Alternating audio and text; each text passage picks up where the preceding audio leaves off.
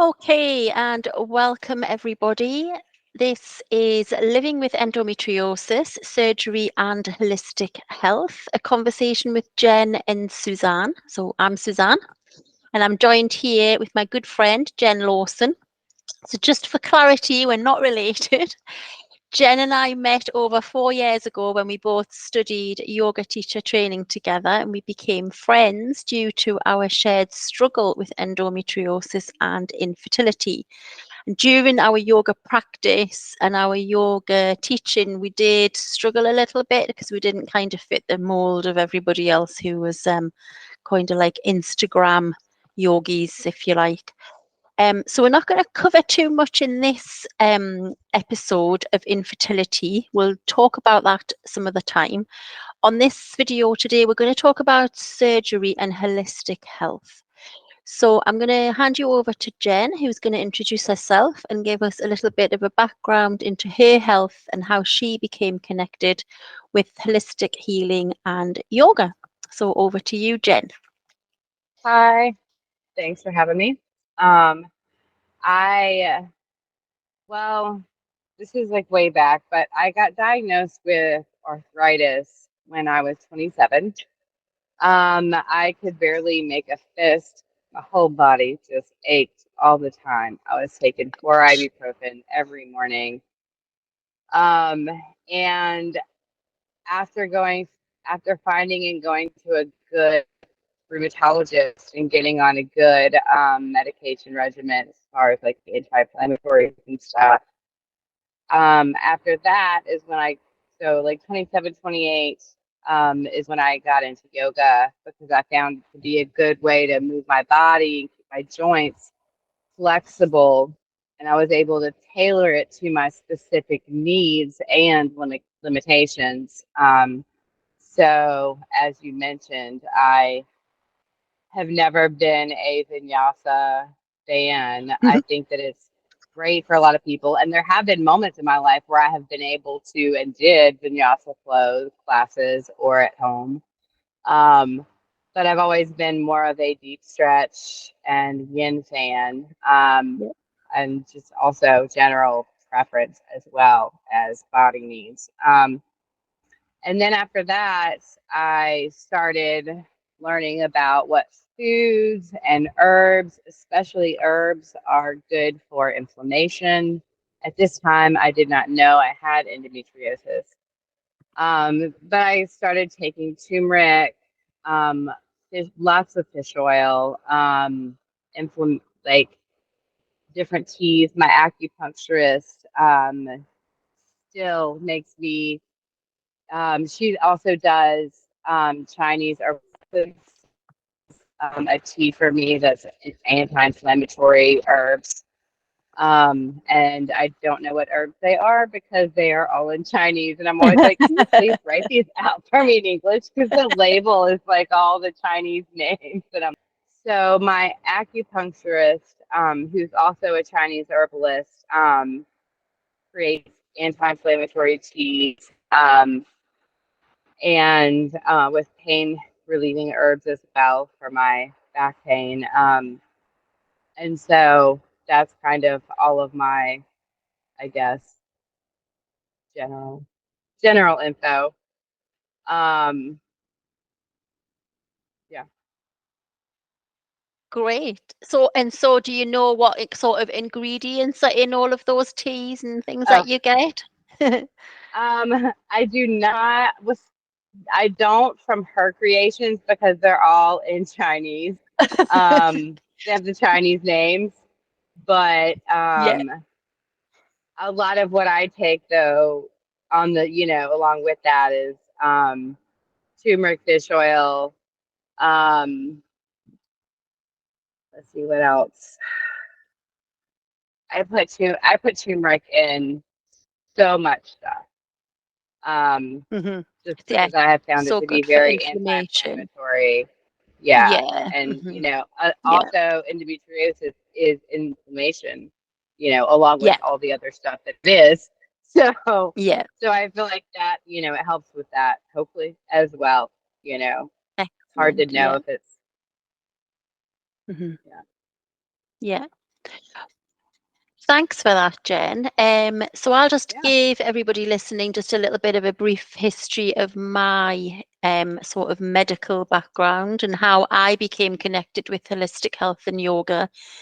Um, so I was probably born with endometriosis, which is quite rare, but that was what was said to me when I was about 12. Although they didn't label it as endometriosis, they just said that I had growing pains. I have a very vivid memory of being around 12 years old and being told by a doctor that once I had a baby, all my pains would go away, which in hindsight was quite a stressful thing to say to a 12-year-old child.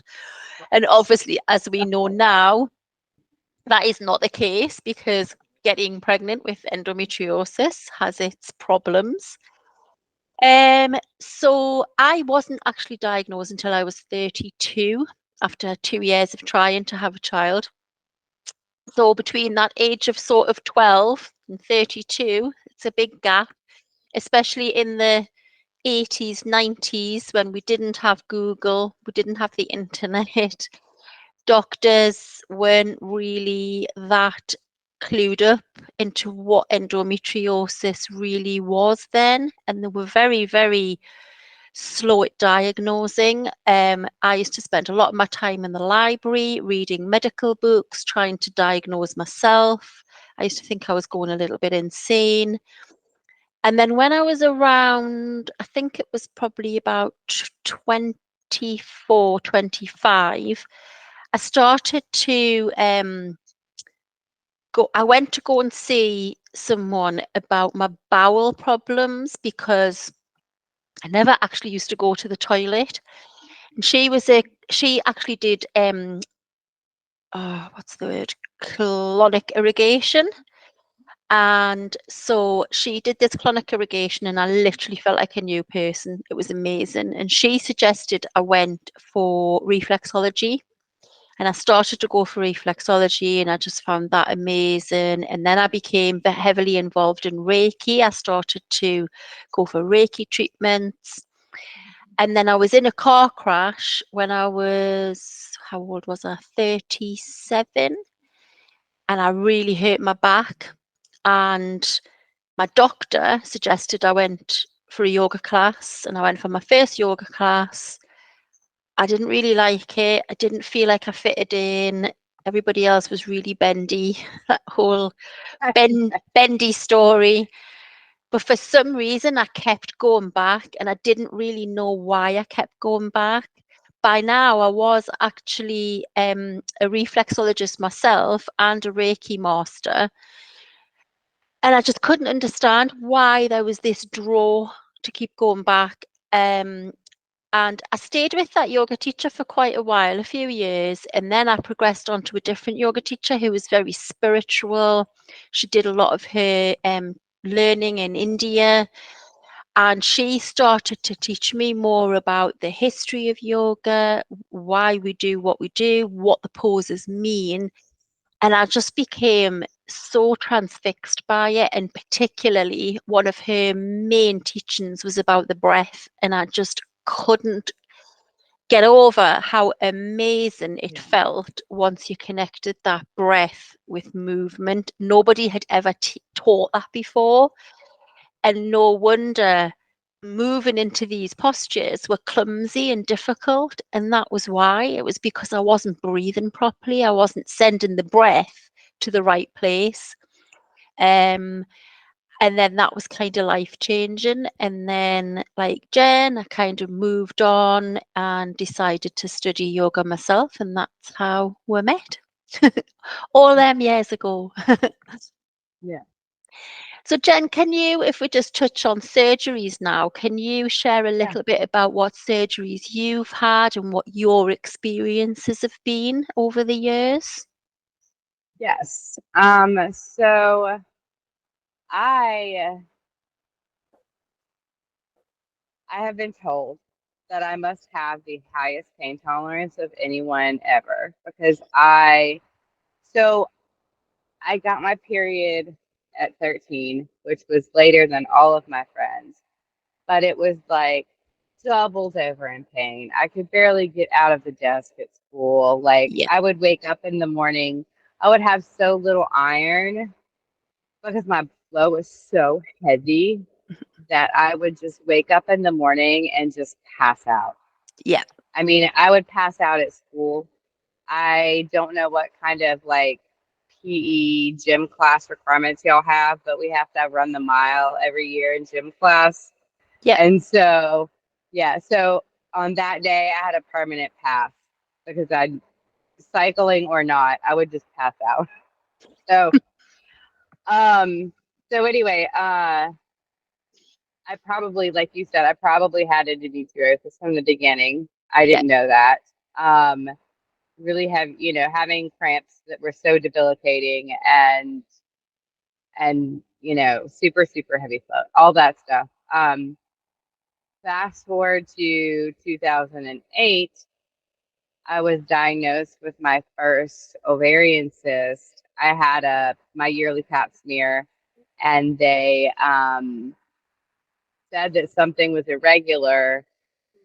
So they sent me from like just a general practitioner to an OBGYN to have an ultrasound.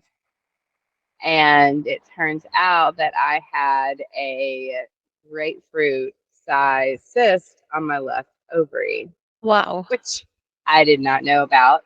It didn't give me, like, I didn't know that it was giving me extra pain. Yeah. I just figured that this was like my You're normal, like, normal. Yeah. Hmm. and my normal pain level is higher because of the arthritis and because Yeah. of just getting used to feeling bad once or Hmm. twice a month, Yeah. because my cramps always started with ovulation. So between ovulation and the end of my cycle, I'm just ramped up all the time. Hmm. So I didn't know that, I only got 2 weeks, a 2 week window maybe where I'm feeling good. So anyway, so I had to get a new job because I didn't have health insurance at the time. So in 2009, 6 months before I got married, I had my first laparoscopic cyst removal surgery. Um, and then in, and that I feel like was just very basic. I was in and out in the same day. Same thing in 2012, had another one. This time they had to remove endometriosis from my abdominal cavity and on my bowel because I was at that point beginning to have IBS, and what they say are IBS symptoms, but really it's just bowel problems No because you've problem. got Yeah. endometriosis growing on your bowel. And Um, the bowel is just so close to yeah, everything else that's going on. It's gonna be and the it, first thing that's affected. and it Yeah. stitches them together too. Yeah. So, Hmm. um, so then in 2015, um, I had a new doctor. Um, at this point, my husband and I were about to start infertility treatment. And so the doctor at that clinic did another surgery to remove endometriosis and remove more cysts. And that one was 12 and took a little bit more to recover from. Um, and then in 2018, my acupuncturist suggested I go to this place in Atlanta, Georgia, called the Center for Endometriosis Care. And they're an entire office who specialize in only endometriosis related surgeries. And they're amazing. Apparently, people come from all over the world to this office, and they do this specific cold laser surgery. Right. Um, and they say it doesn't come back after that. Wow. So far, I've been very lucky. I don't have any cysts. I don't know if I have any endometriosis because you don't know until you go in and look for it because Yeah. it doesn't show up on scans. Hmm. So so hopefully not. But so in that surgery, it was supposed to be 4 hours long, and it turned out being 6. they had to call somebody from internal medicine because my appendix was covered. So they took out my appendix at the same time. They took out my left fallopian tube. I had so much endometriosis, it was down in my hip joints. So the endo was down in like my hip joint with the muscles and everything. And then just, again on the bowel really far, and then just the inside of the abdominal cavity, stomach area. So that was a really hard surgery to get over.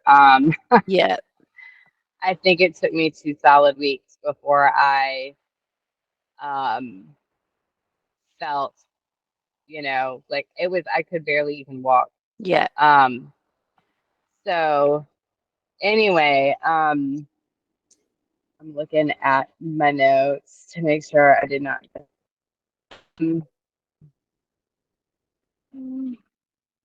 Okay, so and I have not had any surgeries since then, and no cyst problems. I do. I was on HRT from last October until this July, and I feel like being on estrogen kind of inflamed and maybe some endo, or it just didn't Yeah. cooperate with my body because I was having excessive bleeding and I was cycling every 2 to 3 weeks.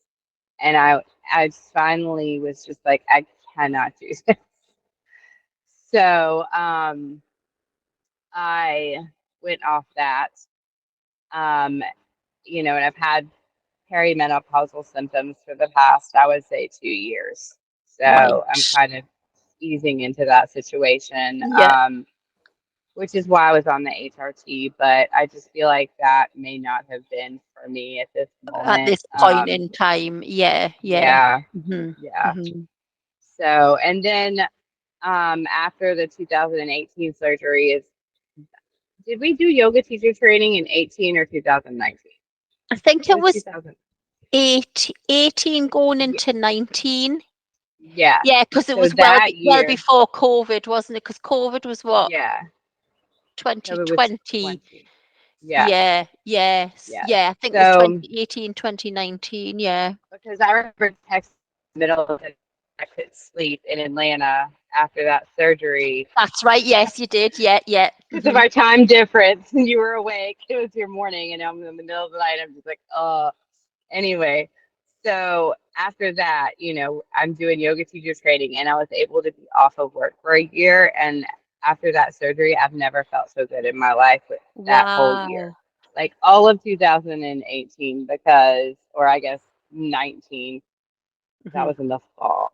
Hmm. Um, and I was off work, and I was really able to concentrate on yoga, and really, for the first time, Yeah. because I've been doing it for years, but like when you learn what you learn in yoga teacher training, like you said, how to marry the poses and the breath in the correct ways, which Hmm. I kind of had a good idea of and did because I've been meditating since high school. But something about all that information just made a lot of like things click, and so having that Connection. Yeah. year Hmm. to just concentrate, I feel like that is the best and most healthy year I probably have Hmm. ever had. So, Excellent. Yeah. yeah. So you So kind that of is, like fused that once you'd got over that medical surgery, which was, that mhm, intervention that you needed, and it's clearly worked.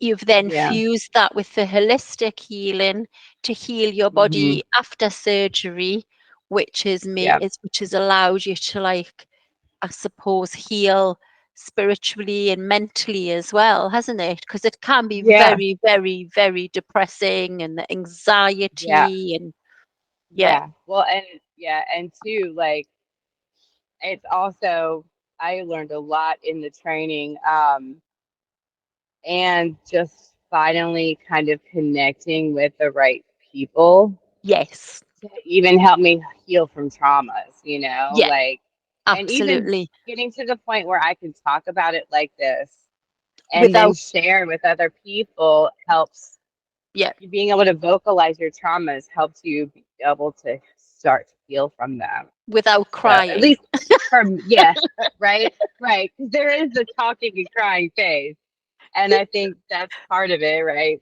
Yeah. Um, but my hope is that that's true for other people as well, right? Yeah. I mean, because Yeah. how I'm healing from trauma is going to be different for other people, Yeah. but for me, that's Thank you for sharing that. It was really yeah, interesting. And you'll have to send me the details of this center that you've gone to, because obviously I yeah, can I put them will, details in with the video so people can have a look at that. yeah, for Yeah, that's sure. really interesting. Yeah. So my journey through surgeries, so when you were talking there about your pain level, it was quite interesting for me because people have said that to me too. Um, Hmm. and when I was 10, I this hasn't got anything to do with endometriosis, but it does have something to do with pain. I fractured, dislocated, and chipped my elbow. So at the age of 10, I had to have an elbow replacement. The Oh wow, whole of this. Um, and obviously that was extremely traumatic. It happened at school. My or the bone was sticking out of it was always hideous. The poor teachers, I don't know how they coped. Um, right? so I needed surgery, so I had to have a elbow replacement put in. And I just remember, like, recently actually thinking about the memories I had of how painful it was, but I never ever told anybody. I never ever said how bad it was, which I think Yeah. is a bit strange. And I just must have taken all that pain in and just got used to, like, having that pain. Um, Hmm. so anyway, going back to endometriosis and periods, I didn't actually start my period until I was 15, so I was quite late. Um, Yeah. in terms of bleeding, and I didn't know that everybody else's period wasn't like mine. I didn't know that Right. yeah, I didn't know that there weren't passing clots the size of golf balls. Yeah. Like, I You never just think knew that's that. normal. Yeah.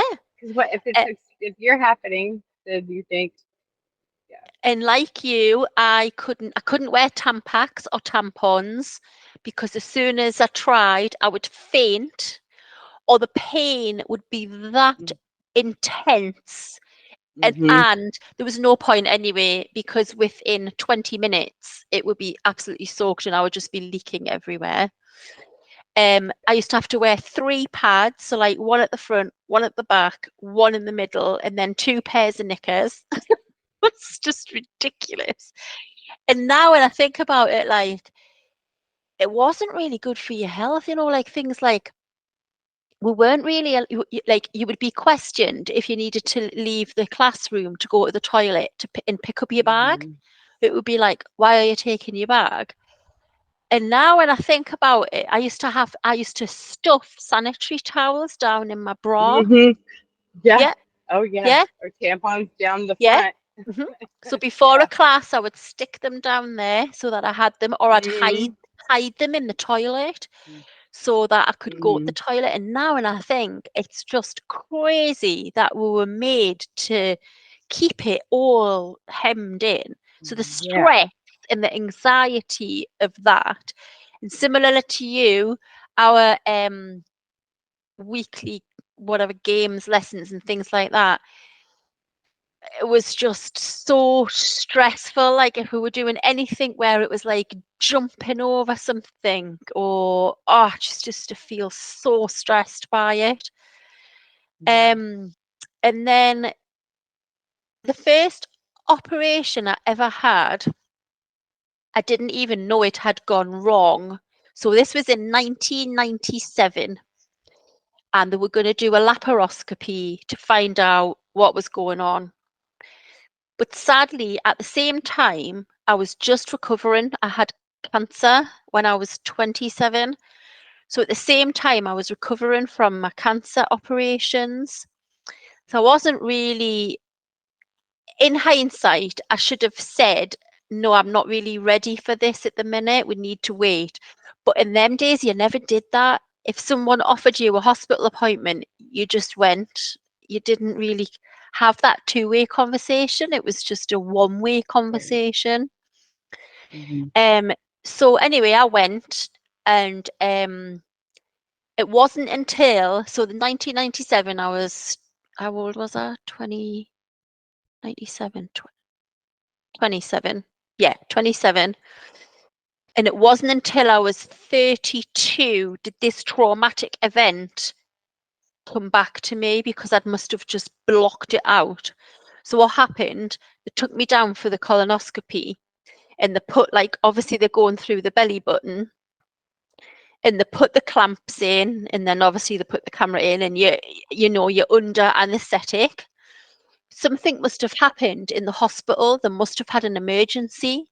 So they must have wheeled me out to wheel someone in, and left me in a corridor and forgot about me. And I'd woke up from the anesthetic, and I couldn't breathe. And all I could see was this metal thing sticking out, and I couldn't move. And there was a cord to pull, and I couldn't reach the cord. And I can just remember trying to scream, but I couldn't get anything out. And then I don't know what happened. I don't know if I knocked something off with my foot off the bed or what, but everyone came to. And the next thing I knew, I woke up on a ward. And I didn't remember any of that until, like I say, 5 years later, when I was told, oh, you need a laparoscopy, because in those 5 years, I was told that they'd done the laparoscopy and there was nothing wrong with me. So from the age of 27 to 32, I didn't know what was wrong. I thought I was going insane. I thought I was going mad, because according to the professionals, they'd done what they said they were going to do, and they'd found nothing. So when he said he was going to do a laparoscopy, I had an absolute breakdown in the hospital, because it all came flooding back. Anyway, he did Yeah. it, and then I was diagnosed, and he said he had never seen it so bad. It was really bad. He'd unfused the bowel, just like you. Um, and then I know that it was actually 20 years ago last week, because on the same day that I found out, they basically said, we don't think that you'll ever be able to conceive a child naturally. And on that same day, my niece was born, and it was her birthday last week. So I know she was 20 last week. So it was 20 years. Um, and then it was kind of like they discharged me and said, there's nothing we can do. Off you go. That's it. Painkillers, that's all we can offer you. And that was when I went down the holistic route, and then obviously did the yoga. But then when I was, when was it? Where are we now? 2023. So it would be 8 years ago. I decided to go for an ablation. And in hindsight, because that's a wonderful thing, I actually Right. don't know if it was the right thing or not. Nobody explained to me that if you have an ablation, that does not stop the endometriosis from forming. It continues to form just because you're not, because I never bled again from after having the ablation. I never bled ever. But nobody said that the endometriosis is still, because you've got the ovaries, it's still creating. I would still have endo Mhm. flare ups. I would still have problems with my bowels. And also, what nobody told me was I probably went into perimenopause then, because within 6 to 8 months of having the ablation, I was told I was very close to becoming diabetic, which is now I know is so linked to the menopause.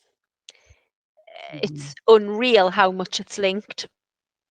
And I wasn't having that. There was no way was I going to be a diabetic. Absolutely no way. So that's when my journey for food started. I mean, I had been quite pretty good throughout most of my 30s, I would say, not necessarily my 20s because I didn't know what was wrong with me. So Right. definitely through my 30s, I started to be really mindful of what I would eat.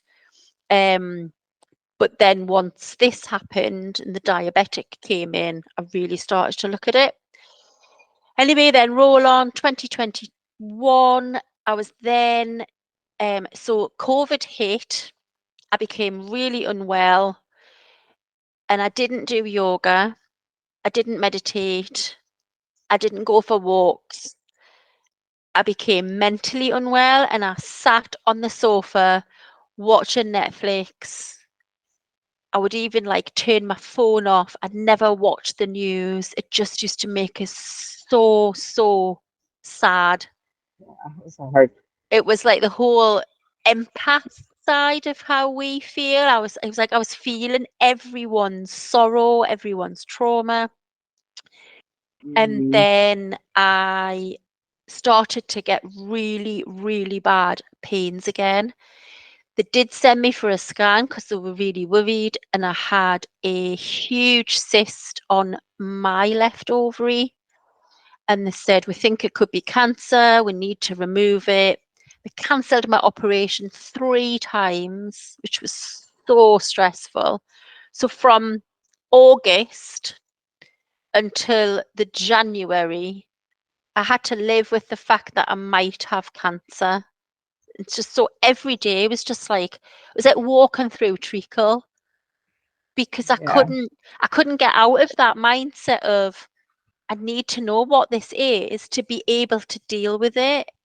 Right. Mm. What I couldn't get out of that. So I was eating rubbish all the Stuck time. It was, in limbo. yeah, it was awful. So then I went in for surgery in January. Surgery was meant to take 45 minutes and it took 4 hours. It was meant to have 2 surgeons. It took 4 of them. Eventually, when I came to and I was on the ward, they said that they'd never seen the endo so bad. And actually, the nurse said when I came to, how do you feel? And I said, I actually feel really empty. Like, it's weird. And when the surgeon came to see me, he said, every single organ in your body was fused together with endo tissue. So no wonder I felt empty. It was like I could breathe again. It was amazing. Mhm. Came home, was home for 10 days. I was okay. I was in pain, it was a painful and but I did feel like a new person.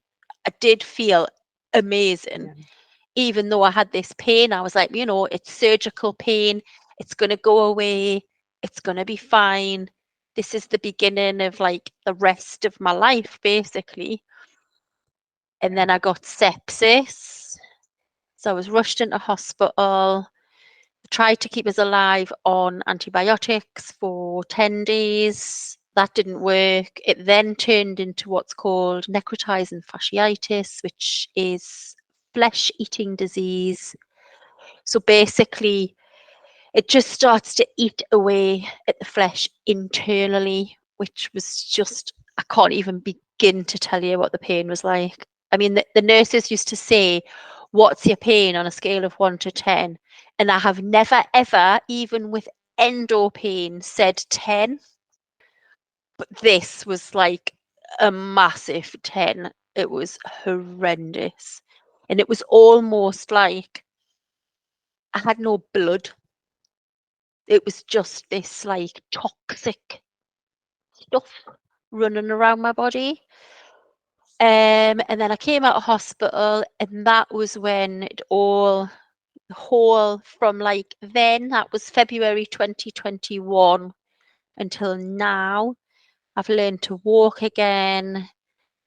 cook properly. Nutrition, that was where I had to start in the kitchen. That was where my whole wellness came, because I went into liver failure after the operation, which was so stressful. And then I had to learn how to do yoga right from the beginning as an absolute beginner. Yeah. Ego had to go out the Mhm. window. I no longer could touch my Mhm. toes. Who cares? Right. I just wanted to be able to turn from right to left. That was my goal. Like, if I can just turn from the right to the left, or if I can just walk up the stairs without going on my knees, that's going to be a good day. And Mhm. so that's kind of my story on my surgeries, which, if anyone's thinking of having surgery, you've got two sides of the stories from me and Jen. Right. Yeah. So Jen, I know you're quite into moon therapy and the I don't know what you call it. Is that what it's called? Is it a word? Astrology. Moon therapy? Astrology. Astrology. Yeah. So you Yeah. know more about this than me. I'm looking into it at the minute and I find it absolutely fascinating. So do you want to just share with us what you've been learning, what you know? Yeah. Yeah. Well, so it's funny, because when I was in middle school, like maybe a lot of people, I got into astrology. Because you find out you have a horoscope because here's your birthday, and this must be who you are Yeah. because Yeah. these words say so. Um, but I started diving into it then, but then all my friends were like, "You're so weird." Yeah. I'm always so weird, and I'm fine with Not it. being weird. But right? I don't want your mold. Anyways, so but then like I got into it, but then I didn't stay because your middle school, your high school, you go and you do things and different interests and whatever. But it's always been something that I've like been very super interested in, but not really seriously pursued until the past like 2 or 3 years, Hmm. um, by being friends and part of another group. Um, and as you know Sarah Marby Yes. Yeah. from training and from Facebook. Yeah. Um, so a lot of this knowledge is coming from her. Um, but at this part, I learned in middle school though. So most women, and I don't technically have any stats to back this up with, except for if you just read about it, it's out there, in some astrology books and articles and journals and whatnot. Most women bleed with the full moon. Um, I mean, with the new moon. And so new moon represents, like new beginnings, Yeah. if you want to start any new projects or, whatever, you want to do that around the new moon. Yeah. Um, the full moon is kind of your sit back and reflect, right? Reflect on what you started a couple weeks ago or 3 moons ago or last week or, just reflecting on what's going on. So, so if you are there's white moon cycle and red moon cycle. White moon cycle means you bleed on the full moon, you ovulate on the new moon. And then red moon cycle is you um you bleed on the full moon, ovulate on the new On the moon. new moon. Did I just So one is on the new, one is on the full moon. Full. Um and so there's a lot of like old lore. I like to say the old ways. The medicine women, the old midwives, from Yeah. long ago.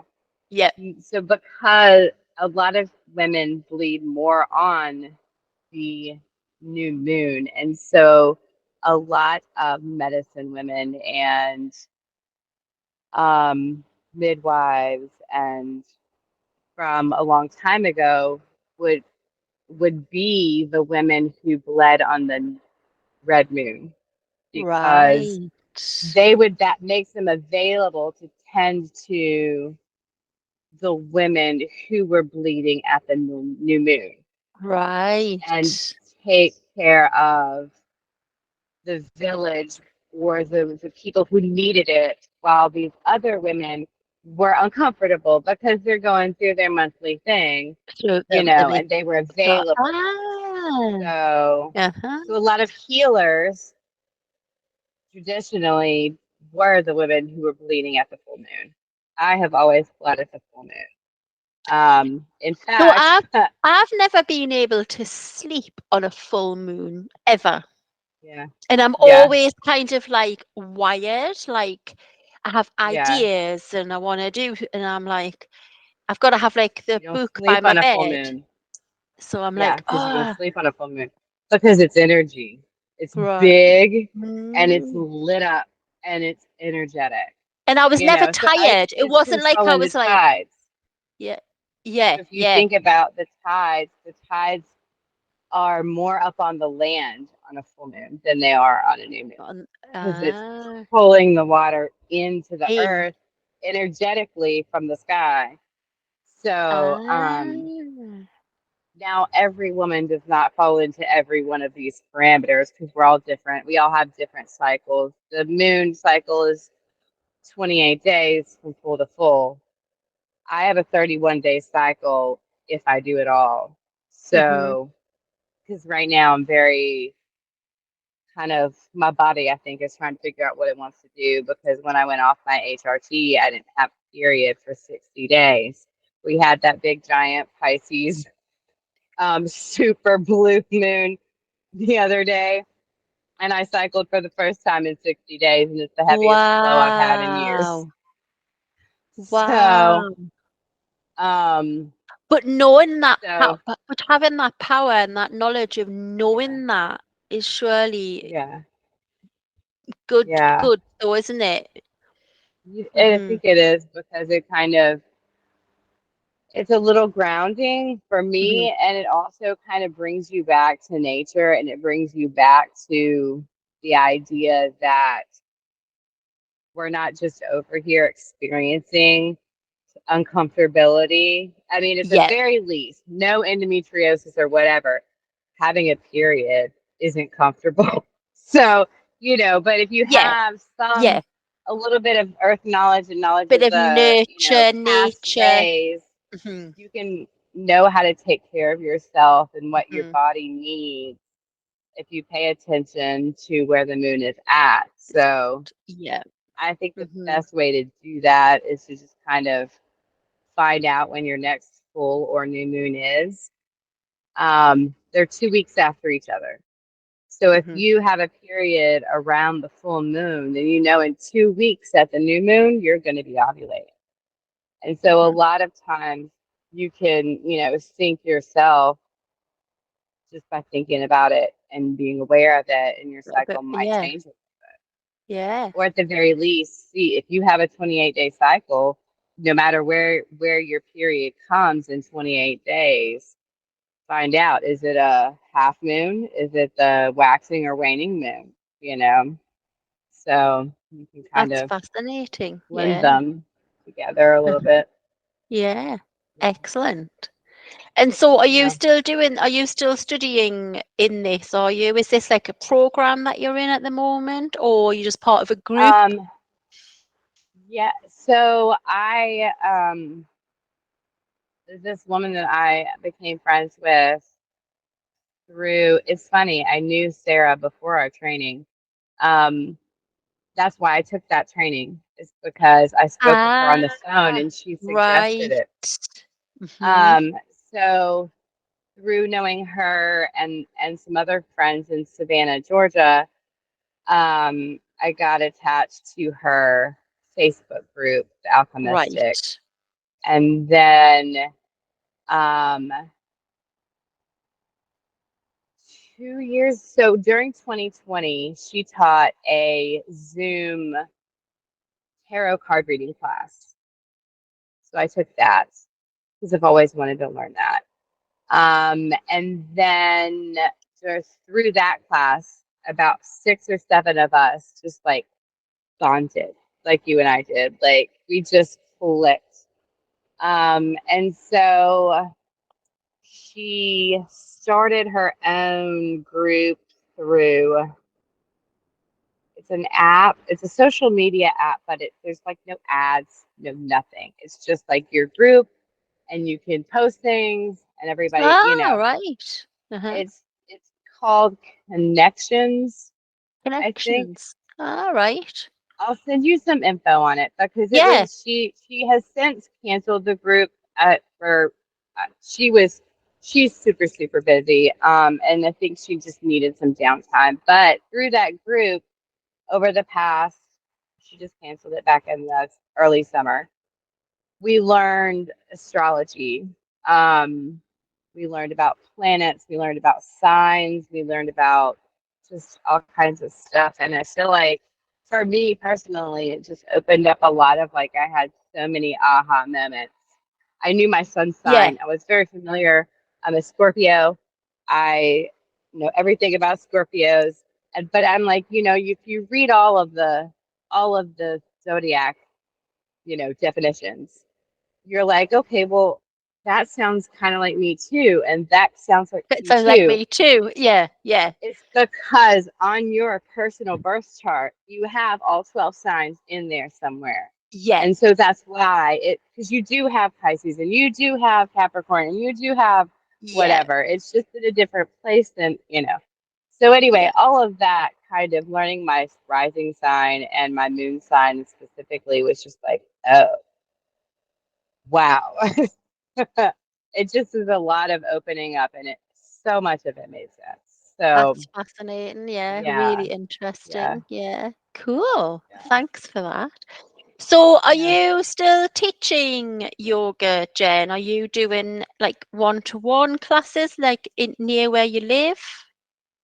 I am. So my goal after we finished yoga teacher training in like September-ish of 2019, my goal was I do a lot of like family stuff during Thanksgiving and Christmas, and I was like, well, and my birthday is in November, so all of these holidays were coming up in the fall, and I was like, well, I don't want to go ahead and try to get a teaching job yet because I want to wait till after the holidays. That way I can commit and not ask for time off. That way I Yeah. can build clientele and all the things they tell you, which makes sense. And so in January of 2020 is when I was going to start trying to teach. Well, that did not happen. Delight, So I'm delightful COVID. technically, right. Technically, I'm not taught in a studio. I do have, I offer one-on-one classes though, because I don't know how it is over there in the UK, but teaching in studios is not profitable or sustainable. You have No, to it have another isn't. It job. isn't. Yeah. Nah, it isn't And over here so, either. but doing privates, you can, Yeah. still impart, and it's actually, I feel a little better because you have that one-on-one time with the person. And Yeah. if And you they're at the can place you where can they're niche ready down to as well. learn, yes, you Hmm. can for the person. And like I'm literally creating classes for my client and I Yeah. know her abilities and preferences, and so we're currently wrapping up a 7 class special package of like each class is based around each one of the chakras. Great. And Lovely. then when we finished that, she's already let me know. Because when she said she wanted to do classes with me, I said, well, I offer 7 week chakra based or Yeah. 12-week meridian based, more of the Nice. yin Yeah. side, Hmm. which is that's my passion.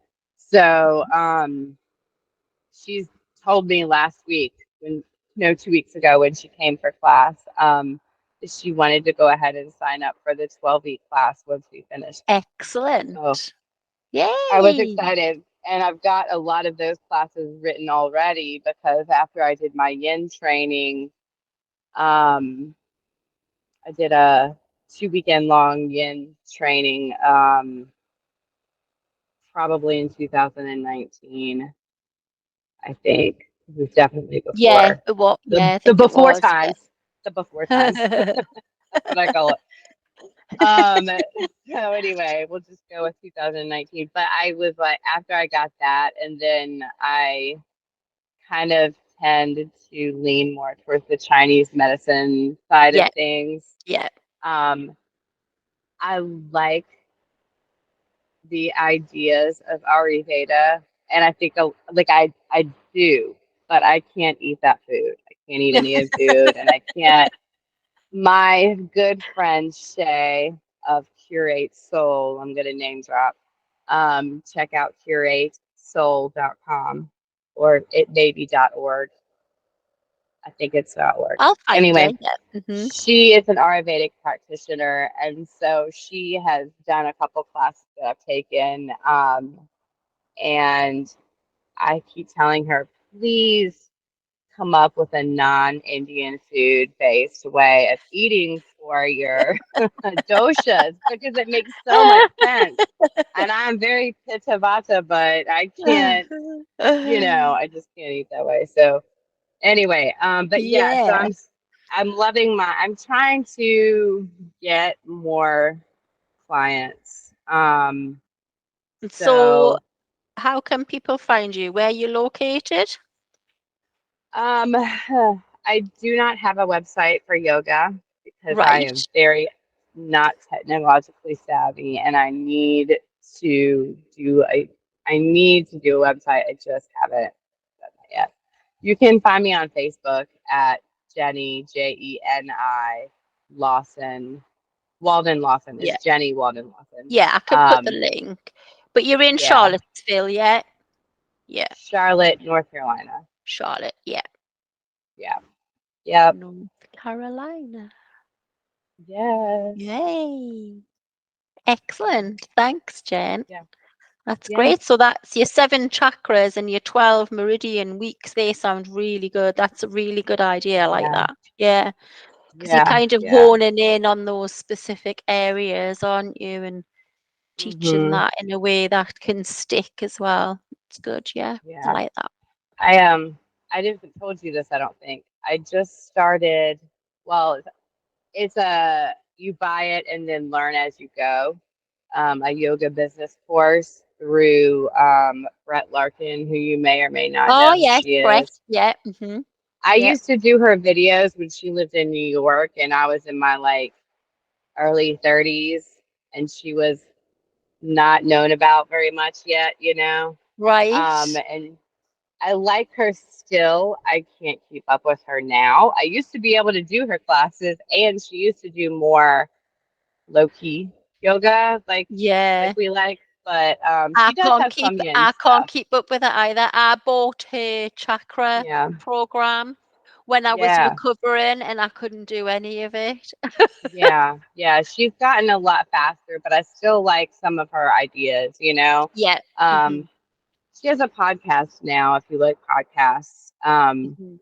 but anyway, she offers a business yoga package. Like, you've got all the videos, you can print out the workbook if you want to, you can watch it on your TV, put the app on your Yeah. Roku. Yeah. Yeah. So I'm starting that, and I think that'll be helpful too as far as like business. I am Yeah. not a I'm too I'm so creative, but I don't have the The structure, and tech. that's what I'm Yeah. hoping is that I need the tech and I need the structure. And she goes over a lot of tech, so Oh, good. hopefully next Oh, time we well, talk, yeah. I'll have a website. Sounds cool. Yay. Yeah. So I'll just tell everyone a little bit about my online program, which is Wellness to Womb. It's a 6 months one-to-one support with me. So if you are in any kind of gynecological pain, hormone imbalance, or you're struggling mentally, I can support you monthly. And I use my proven method of the 7 pillars to align the body, brain, and beyond. So if you resonate with anything that Jen and I have been talking about today, then, having a coach would have been my ultimate dream, if I'm honest, to Right. guide me through all of those different holistic modalities.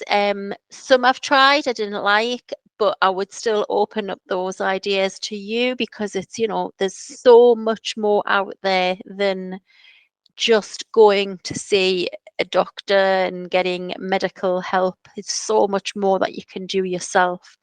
So if you've Hmm. got right to the end of this video, I'm offering a 20% discount for those interested in joining me. So simply message to arrange a free discovery session and refer back to this video and I'll automatically deduct that 20% off for you.